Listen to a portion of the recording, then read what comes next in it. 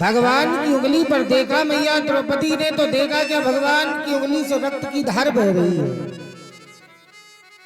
जैसे ही रक्त की धार को देखा तो भगवान मैया द्रौपदी ने कछु ना देखो भैया अपनी रेशम की साड़ी फाड़ी और फाड़ करके भगवान की उंगली पर बांध दी। भगवान ने कहा द्रौपदी,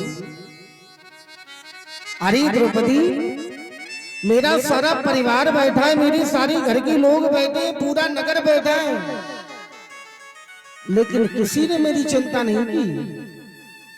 लेकिन मेरी बहन, आज तुमने मेरी कटी हुई उंगली पर रक्त की धार बह रही थी, तुमने आज रेशम की कीमती साड़ी फाड़ डाली।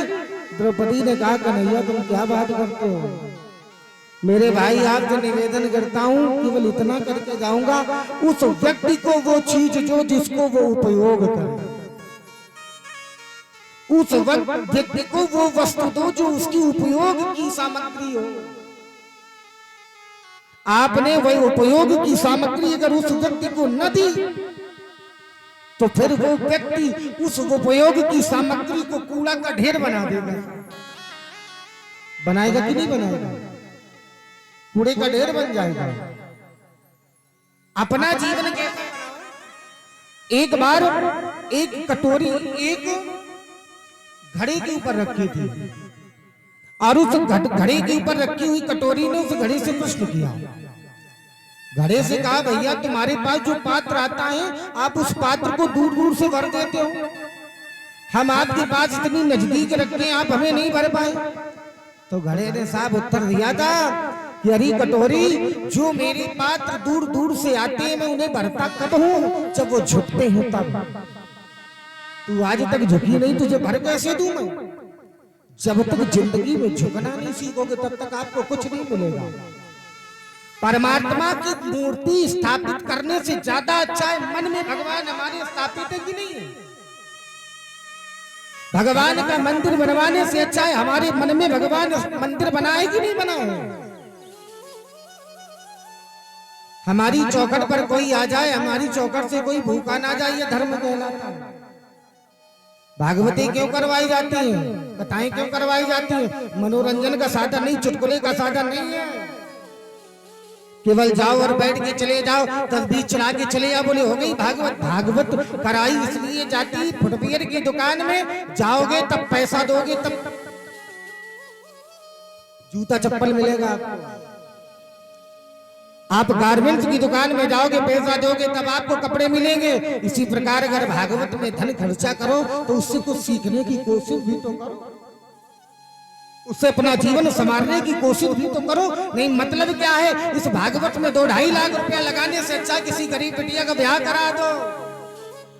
भागवत का पैसा भंडारा खा के बर्बाद हो जाएगा, लेकिन बिटिया का अगर घर बस गया तो वो तुम्हें दुआ देगी। और दुआ इतनी बड़ी ताकत होती है साहब कि दुनिया में इतनी दौलत आ जाती है, इतनी दौलत आ जाती है जिसकी तुमने कभी कामना भी नहीं की होगी। दुआओं में तो वो ताकत होती है, दुआओं में तो वो ताकत होती है कि साहब इतनी दुआएं मिल सकती है। हम उन्हें दुलाएं दिलाएं। सूत जी महाराज कहते हैं सौनकादि ऋषियों द्रौपदी की भगवान देखा एक छोटा सा धागा बांधा है साहब, न जाने कौन से गुण पे दयानिधि रीझ जाते। भैया न जाने कौन सा गुण उन्हें अच्छा लग जाए हमारा। बुलाया था गजेंद्र ने जल भीतर पुकारा था, एक छोटे से उसी पुष्प पे मेरे भगवन वो रीझ जाते हैं। एक कमल का पुष्प केवल हाथी ने दिया था, उस पर रीझ गए थे साहब। तुमने क्या क्या ना दे दिया होगा भगवान को, क्या क्या नहीं दिया बोलिए। कुछ देने की जरूरत नहीं पड़ती। कल मैंने कहा था इस व्यासपीठ से आपको, लोगों की मैंने कई बार चर्चा सुनी, बोले महाराज आपने गलत बोल दिया। मैं माला पहनने का शौकीन हूं ही नहीं, इंसान को माला पहनाओगे अभिमान में पड़ जाएगा, परमात्मा के मंदिर में पहना के देखना, अगर तुम्हें माला माल ना बना दे तो कहना। परमात्मा को माला पहनाओ, तुम्हारी जिंदगी माला माल हो जाएगी। हमें आप माला क्या पहनाओगे? मैंने किसी के लिए बुरा नहीं कहा। आपने कहा महाराज ने आपने कह दिया कि हमें माला पहनने का शौक नहीं। अरे भैया, व्यासपीठ का सम्मान आप करोगे क्या जो स्वयं से सम्मानित है? जो स्वयं से सम्मानित है। बोले महाराज आपके कोई पैर ना पड़े, आपका कोई सम्मान ना करे तो आपको बुरा नहीं लगेगा? मुझे कतई बुरा नहीं लगेगा। अरे भैया, दुनिया सम्मान देगी फिर गिरा देगी, परमात्मा सम्मान देगा तो चरणों पर बैठा लेगा। हनुमान जी का स्वभाव देखिए कितना सुंदर है। पढ़ के देखिए, हनुमान जी के बाद राम जी खड़े। राम जी ने हनुमान जी से कहा, ये बताइए हनुमान, मैंने सबको पद दिया है, मैंने तुम्हें कोई पद नहीं दिया अपने रामादल में, तुझे बुरा तो नहीं लगता है? हनुमान जी ने कहा, अंगद का पद, सुग्रीव का पद, बाली का पद, मेरा तो श्री राम का पद मिला है। इन पदों से तो युद्ध के बाद उतर जाएंगे, लेकिन जिसे श्री राम जी के पद मिले हैं उसे पदों से कोई उतार नहीं सकता है। मुझे आपकी कृपा चाहिए। हम कर क्या सकते हैं? उनके लिए कुछ कर सकते हैं क्या? हमारी क्या औकात है उनको कुछ दे दे? उनकी ही कृपा है जो आज मुझे सब कुछ मिला है। अरे जो पत्थर चोट खाकर सहन नहीं करता वही तो कंकड़ बन जाता है, और जो सहन कर लेता है वही तो किसी मंदिर का शंकर बन जाता है। मेरे भाई, वही तो शंकर बनता है। तकलीफें जीवन में कितनी भी आए, लेकिन उनका दामन मत छोड़ना साहब। जिन्होंने उनका दामन नहीं छोड़ा है, जिनके ऊपर संतों का हाथ है, जिनके ऊपर भगवान का हाथ है, उसका कभी बुरा नहीं हो सकता है। प्रकृति की माया देखो। आप कहते हो महाराज, सब दुनिया के लोग कहते हैं आप भगवान को अर्पण करो, मैं कहता हूं कुछ मत लाओ। आप उनको दे क्या सकते? अगर पैसा भी दोगे तो 24 घंटे वो माया उनके पैर दबा रही है। जिस माया के लिए दिन रात भागते हैं, आगे पीछे भागते रहते हैं। सुनो, मैं आपको बताता हूँ। एक बार एक व्यक्ति ने हमसे प्रश्न किया, महाराज ये बताओ मुर्दे के ऊपर फूल क्यों छोड़े जाते हैं? मैंने कहा फूल इसलिए छोड़े जाते हैं क्योंकि इसका परिवार फले और फूले। फिर कहा महाराज ये बताइए मुर्दे के ऊपर हमने सुना है मखाने भी छोड़े जाते हैं, ये क्यों छोड़े जाते हैं? मैंने कहा मखाने इसलिए छोड़े जाते हैं कि मखाने दूर दूर तक गिरे तो भगवान कहते हैं इसका परिवार भी दूर दूर तक बिखरे और फैले। बोले महाराज बतासे क्यों फेंके जाते हैं? हमने कहा इसलिए फेंके जाते हैं क्योंकि इसके परिवार में मिठास बनी है। बोले महाराज पैसा क्यों फेंके जाते? हमने कहा ये तुमने बहुत अच्छी बात कही। डाले जाते कि नहीं डाले जाते भैया? पैसे भी फेंके जाते मुर्दे के ऊपर, फेंके जाते हैं या नहीं फेंके जाते? मुर्दे के ऊपर हम लोगों के पैसे भी डाले जाते हैं। चार चीजें डाली जाती हैं, मखाने, बतासे, फूल और पैसे। ये चारों चीज अर्पण होती है। हमने कहा मुर्दे के ऊपर पैसे क्यों फेंके जाते हैं? हमने कहा ये बात तुमने बहुत अच्छी पूछी। मुर्दे के ऊपर पैसे इसलिए फेंके जाते हैं कि जब पैसा फेंका गया तो छाती पर गिरा टन से 2 ही बार फेंके जाते हैं। एक विदाई के समय बिटिया की और एक विदाई अंतिम विदाई। दो विदाइयां होती है शास्त्र के अनुसार। हमने कहा इसलिए फेंके गए, छाती पे पैसा पड़ा टन से। भगवान ने कहा उठाओ। जिस पैसे के लिए चोरी, चांडाली, बेईमानी, होशियारी, मक्कारी, लोगों के साथ झूठ बोलना, फरेब करना, भाई भाई का विरोध करना, न जाने कितना पैसे के लिए दिन रात एक कर दिया। आज पैसा तेरी छाती पर पड़ा है, उठा, लेकिन उठा नहीं सकता। क्यों? क्योंकि आज भगवान हृदय से निकल चुका है। अरे भैया, जब तक जिंदगी है तब तक ये सब कुछ है। आंख बंद हुई सब खत्म हो गया। जिंदगी में हजारों का मेला जुड़ा, अरे हंसी जब जब उड़ा तब अकेला उड़ा। बीच में ही मिले, बीच में ही खत्म होंगे, बीच में ही जोड़ा है, सब छोड़ के चले जाएंगे। और पता है मेरे भैया, हमारे पूज्य महाराज जी राम भद्राचार्य जी गुरु जी कहते हैं, लाला पता है तो अगर जो गांव बारे ने ये हम लोगों ने पतो हो तो कि मरबे के बाद हम लेके जाएंगे तो लोग इतना लेके चले जाते, इतना लेके चले जाते, किसी को देते ही नहीं। ये पता है, हमारे पूज्य महाराज जी कहते हैं ये पता है, लेकिन लेके परमात्मा कितना अच्छा है, कितनी बढ़िया माया बनाई देखी आप लोगों ने। भगवान ने मरने के बाद, शरीर से आत्मा निकलने के बाद शरीर में कीड़े लगा दिए। क्यों लगा दिए पता है? परमात्मा जानते थे अगर मैं कीड़े नहीं लगाऊंगा तो लोगों के घर में फोटो नहीं, लोगों के घर में मूर्तें दिखाई देंगी। ये मेरे बाबा, ये मेरे चाचा, ये मेरे नाना, ये मेरे फूफा, ये मेरे काका। भगवान ने कहा इंसान तो कम, मुर्दों की छलियां घर में ज्यादा मिलेगी, इसलिए कीड़े लगा दो। 1 घंटा 2 दिन 3 दिन ज्यादा रखेगा कीड़े पड़ जाएंगे। बोले भैया ले चल ले चल ले चल। कितनी बढ़िया माया बनाई है, बोलिए। भगवान ने अन्न दिया, अन्न में कीड़े लगा दिए। नहीं तो लोग कहते भैया चैत बैसाख का गेहूं काट के जब महंगा होगा तब बेचे। तो लोगों के घर में साहब इंसान नहीं, गेहूं गेहूं दिखाई देता। भगवान ने कहा 6 महीने 1 साल ज्यादा रोकोगे पाई लग जाएगी, जितने दाम है उससे भी कम दोगे, इसलिए 1 साल 6 महीना रोको। भगवान ने कीड़े लगा दिया। जो भी प्रकृति ने माया बनाई है तो बड़ी ही अच्छी बनाई है, और सब भगवान ने सुंदर ही और अच्छा बनाया है। भगवान में कोई बुराई नहीं। अब रुक्मणी ने, भैया द्रौपदी ने भगवान की उंगली पर केवल एक धागा बांधा। परमात्मा ने वचन दे दिया, जाओ मेरी बहन, जब तेरे दामन पर दाग लगेगा तो इस चींटी की, इस चीर का आकार तुम्हें मैं बड़ा आकार बना करके तुम्हारे घर पर आ जाऊंगा। ठीक है। समय का जब तांत हुआ, धीरे धीरे एक समय था दुर्वासा जी के साथ में द्रौपदी जी स्नान कर रही थी। द्रौपदी जी स्नान करके वापस आ गई, दुर्वासा जी की लंगोटी पानी में बह गई। द्रौपदी जी ने कहा भैया दुर्वासा जी आप आ क्यों नहीं रहे? दुर्वासा जी ने कहा कैसे आमे बेटी, मेरी तो लंगोटी बह गई है। तो द्रौपदी ने अपनी रेशम की साड़ी फाड़ी, दुर्वासा जी को जल में बहा दी। दुर्वासा जी ने लंगोटी पहनी और बाहर आए और कहा मेरी बेटी जा, मेरा आशीर्वाद है कि जब तेरे दामन पर दाग लगेगा तो द्वारिकाधीश तेरे दामन के दाग को बुझाने के लिए आएगा। 2 आशीर्वाद मिले साहब, और आशीर्वाद से बड़ी कोई दुनिया में दौलत नहीं होती है। सब दौलत पड़ी की बड़ी, भीगी की भीगी रह जाती। आशीर्वाद की कदर जानते क्या होती है? आशीर्वाद की महानता जानते क्या होती है? नल नील नाम के 2 बंदर थे। अंगिरा गोत्र के पंडित जी थे, उनके बंदर दोनों उठे और उठ करके शालिग्राम घंटा घड़ियाल फेंक देते थे सरोवर में। पंडित जी बड़े परेशान हो गए, हमारा कौन फेंक देता है शंख घंटा घड़ियाल। एक दिन पंडित जी स्नान करने के लिए गए, देखा नल नील नाम के दोनों बंदर मेरे घंटा घड़ियाल फेंकने जा रहे। श्राप दे दिया, जाओ जो फेंकोगे वो डूबेगा नहीं तैर जाएगा। जो फेंकोगे वो डूबेगा नहीं तैर जाएगा। किसी का श्राप किसी के लिए आशीर्वाद बन गया। किसी का श्राप था, किसी के लिए आशीर्वाद बन गया। उठाना सुंदरकांड, और सुंदरकांड में पढ़ लेना, नाथ नील नल कपि दो भाई,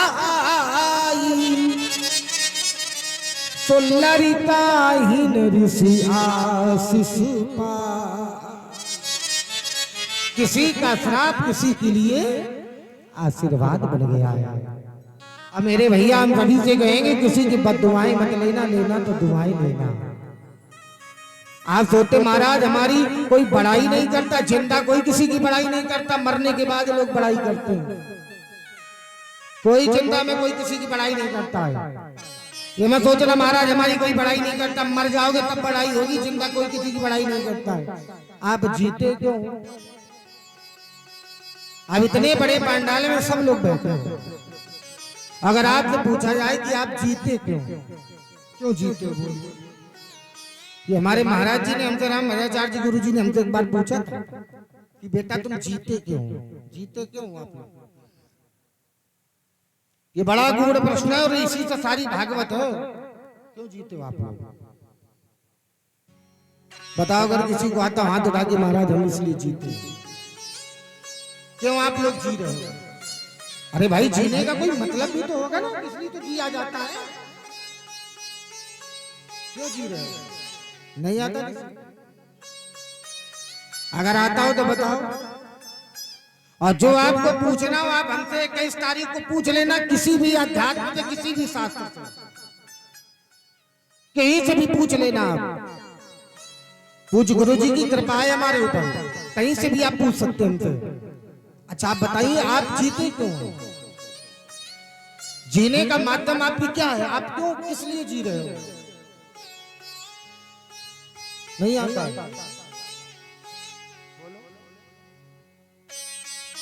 हमारे जीने का मात्र केवल एक मार्ग है, आज नहीं तो कल सुख आ जाएगा, आज नहीं तो कल सुख आ जाएगा, आज नहीं तो कल सुख आ जाएगा। और सुख की तलाश करते करते मरघट पहुंच जाता है, फिर सुख बाद ही नहीं मिल पाता है। प्यास लगती है तो पनघट की याद आती है, लाज लगती है तो घूंघट की याद आती है। दिल ये दुखता है तो जब हमारे घर के लोग हमारा दिल दुखाते हैं तो किसकी याद आती है? दिल ये दुखता है तो हरी घट की याद आती है। बोले चलो भगवान के मंदिर में चलेंगे, हमारे कोई अपने नहीं है। लेकिन जब अपने ही मारते हैं, जब अपने ही मारते हैं तो बोले उस मरघट की याद आती है। इससे अच्छा तो मरी जाते, इससे अच्छा तो हमें जीने का कोई अधिकार नहीं, इससे अच्छा तो हम मर ही जाते तो बढ़िया है। लेकिन मरोगे कैसे भी भोगो, जितने जिंदगी के कर्म किए पहले उनको भोगो तो सही, ऐसे थोड़ी मुक्ति हो जाएगी। अब अगर भैया मर भी गए तो भूत बन करके भोगोगे, भोगोगे तुम्हें, भोगना आप ही को पड़ेगा, मत आपको कोई नहीं कर सकता है। सूत जी महाराज ने कहा द्रौपदी भैया को वरदान मिल गया, भगवान की उंगली का दाग, उंगली तो ठीक हो गई लेकिन उंगली का दाग रह गया। इंसान चला जाता लेकिन इंसान की यादें बनी रहती है, इंसान की यादें हमेशा बनी रहती है। आज हमारे भगवान की चोट तो ठीक हो गई लेकिन भगवान का दाग बाकी रह गया। जब भगवान दाग को देखते थे ना तो बहन द्रौपदी से कहते थे बहन देख तेरा कर्जा चढ़ा है, तेरा कर्जा कब उतरेगा बहन, देख तेरा कर्जा चढ़ा है। द्रौपदी कहती थी छोड़ो प्रभु जाने क्या कहते हो। भगवान ने कहा देखो बहन तुम्हारा कर्जा चढ़ा, ये उतरेगा कब मुझे भी नहीं पता। द्रौपदी ने कहा प्रभु भक्त का भगवान पर कोई कर्जा नहीं होता। भगवान ने कहा भक्त जितना करता है मैं उससे दोगुना करता हूं। दौलत के पीछे पीछे मत भागो, दौलत खुद तुम्हारे पीछे पीछे भागेगी।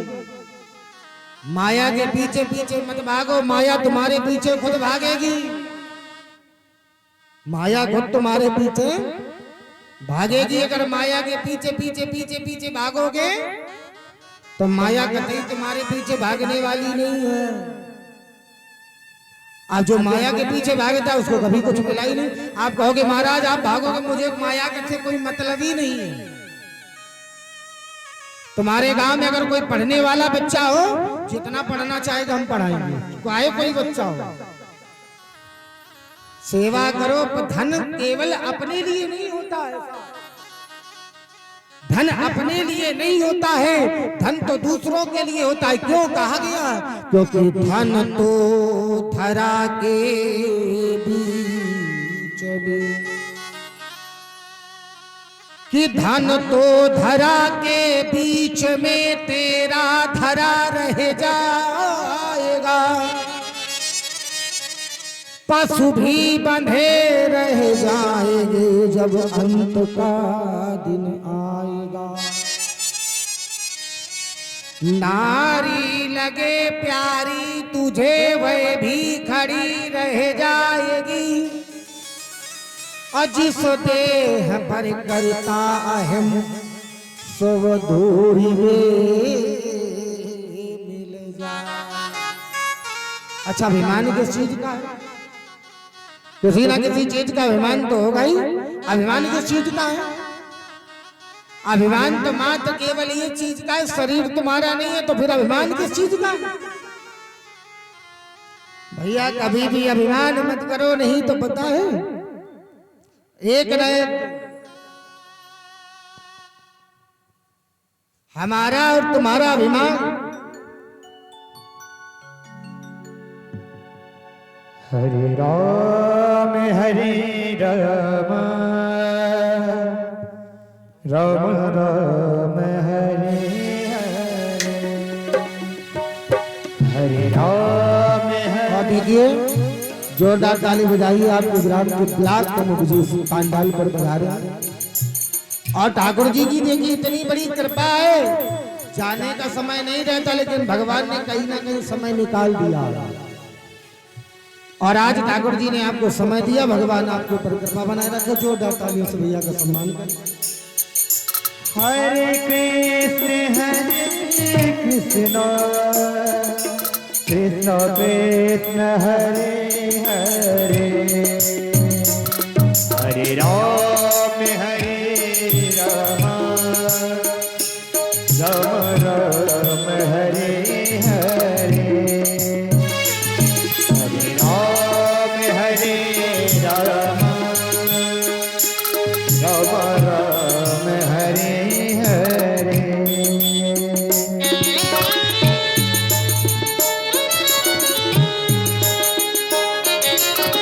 श्री हरि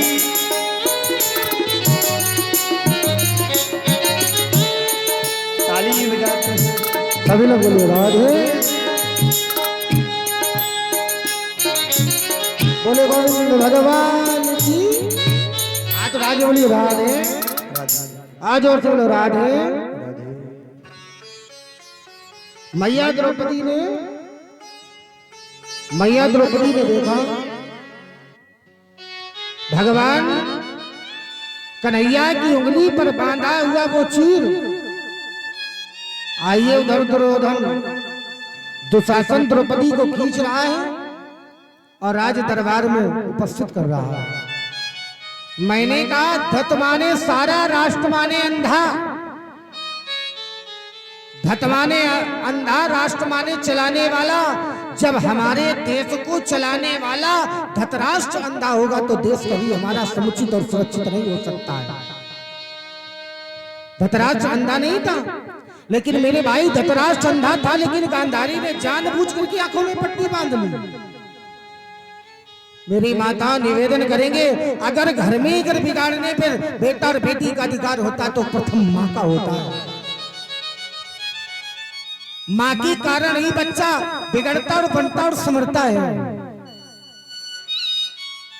अगर आपने बेटे के भविष्य के साथ खिलवाड़ कर दिया तो आने वाली किसी की दूसरे घर की बेटी भी तुम्हारी चौखट पर कभी सुखी नहीं रहेगी साहब।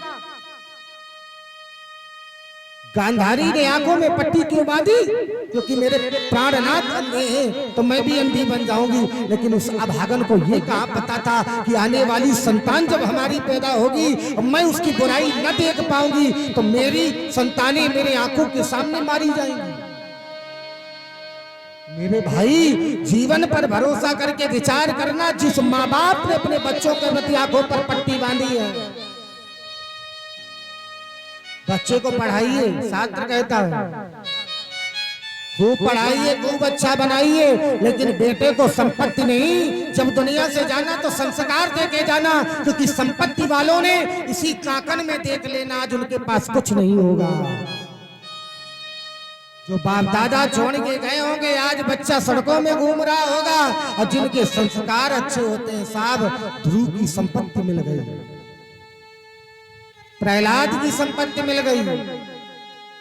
संतान वो नहीं अच्छी होती है जो संतान को जन्म देने के बाद हम माँ बाप बन जाएंगे। मुझे वो कितना प्यारा लगता है साहब, कितने सुंदर वो लोग होते हैं। द्रौपदी को खींच रहा है दुशासन। द्रौपदी बार बार रोती और तिलकती क्योंकि नारी की जिंदगी में मात्र रोना है। कन्या रहती है तो पिता के सहारे से रहती है, और जब शादी हो जाती है तो ससुराल में पति के सहारे जिंदगी व्यतीत करती है।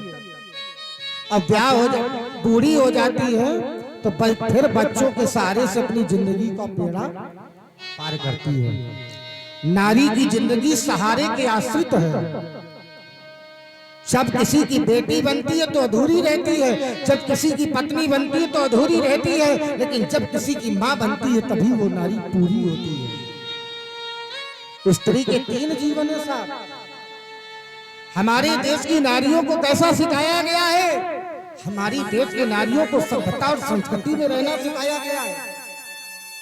चर्चा कर रहा था, जो नारी दहलीज की मर्यादा को लांघ जाती है, रावण आता है हर के चला जाता है।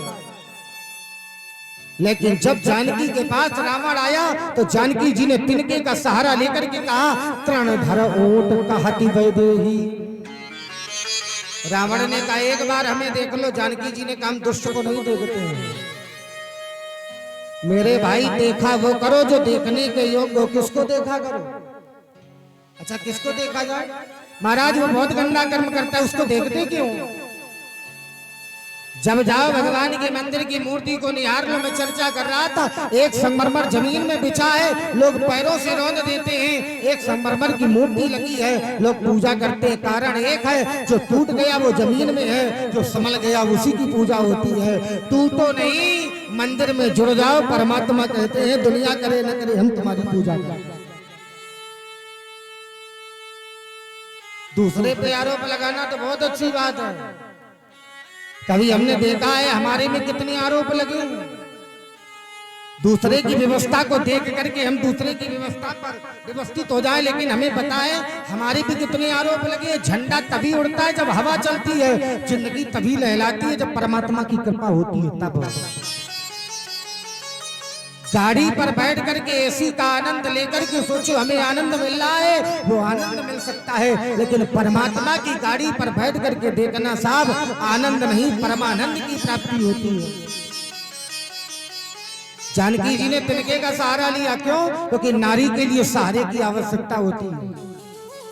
अच्छा मेरी मैया, तिनके का जन्म कहाँ से होता है? तिनका पैदा कहाँ से होता है? कहाँ से पैदा होता है? जमीन से। जानकी जी का जन्म कहाँ से हुआ? जमीन से हुआ है। जानकी जी का तिनके में रिश्ता कौन सा है? बहन और भाई का। शास्त्र कहता है पत्नी अपने पति के साथ जितना सुरक्षित महसूस नहीं करती, उतना बहन अपने भाई के साथ सुरक्षित महसूस करती है।